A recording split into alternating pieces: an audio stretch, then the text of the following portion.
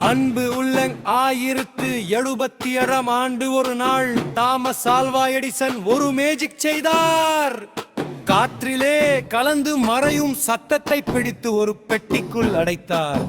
அவர் கண்டுபிடித்த அந்த அற்புத கருவிதான் போனோகிராஃப், ஒரு தகர உருளை, ஒரு சிறிய ஊசி.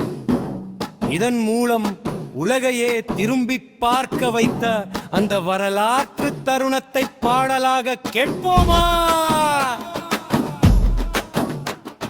சத்தத்தை பிடிச்சா எடிசன், அதை சதுர பெட்டிக்குள் அடைச்சா எடிசன். காற்றிலே போகிற ஓசையை தடுத்து காலம் கடந்தும் கேட்க வச்சா எடிசன்.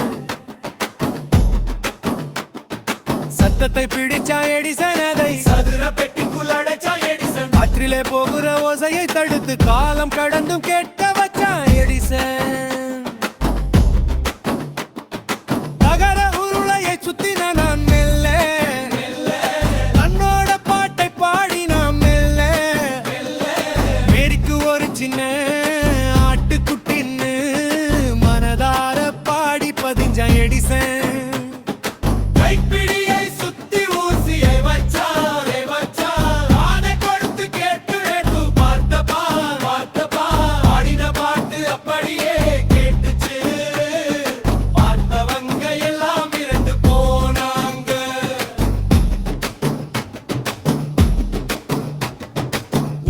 புள்ளியில் ஒலியை சேமிச்சான், ஊருக்கே புது வித்தைய காட்டினான்.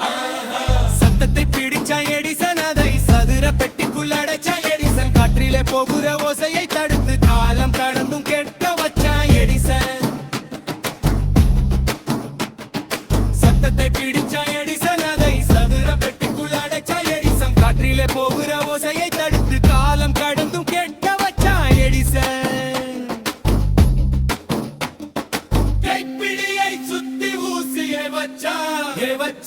காதை கொடுத்து கேட்டு பாட்டா பாட்டா பாடின பாட்டு அப்படியே கேட்டுச்சு.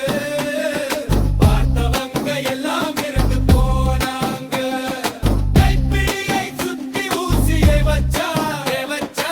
காதை கொடுத்து கேட்டு பாட்டா பாட்டா பாடின பாட்டு அப்படியே கேட்டுச்சு.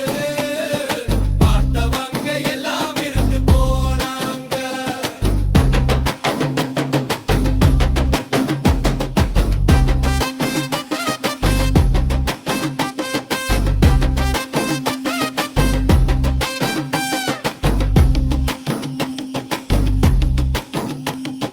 கைப்பிடியை சுத்தி ஊசியை வச்சா, காதை கொடுத்து கேட்டு பார்த்தா.